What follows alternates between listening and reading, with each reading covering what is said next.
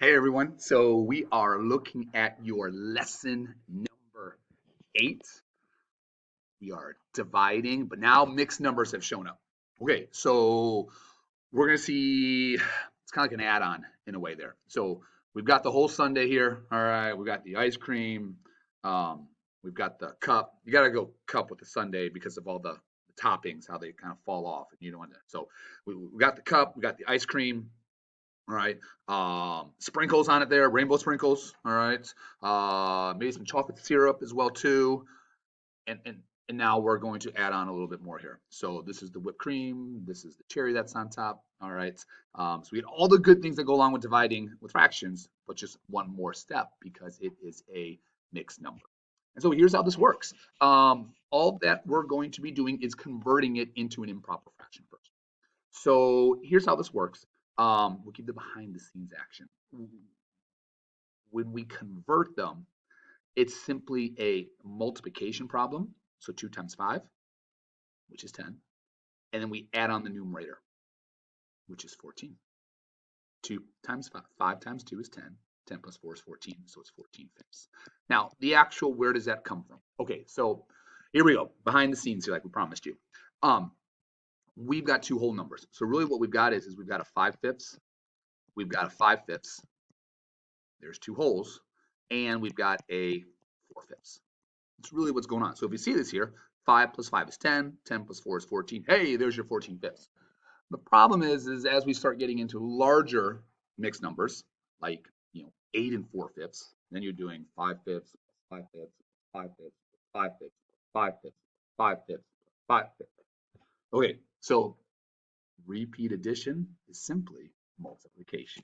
So that's why we say to do the 5 times 2 is 10 and add on the 4 for the 14/5. So yeah, and then we're going to see just a lot of the same stuff. Okay, so 5 times 2 is 10. 10 plus 7 is 17, so 17/5.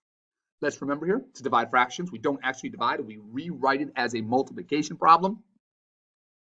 So we leave that first fraction alone, we multiply, and we flip that second fraction. Here's our cross division. We can divide them both by 5s. There's no cross division with the 14 and 17. I can't divide anyone by 14 and by 17. So we multiply across. Shows over 14/17. We're done. All right. So let's skip on over to question 3 here so that we can kind of see that same process in action again. We're going to convert. So we're going to multiply and then add. 3 times 3 is 9. 9 plus 2 is 11. 11/3. 6 times 1 is 6. Plus 7 is 13. So we've got 13/6. Now it's everything that we've seen the past few days here. We leave the first fraction alone, we change it to a multiplication problem, and we flip the second fraction. Again, the phrase multiply by the reciprocal.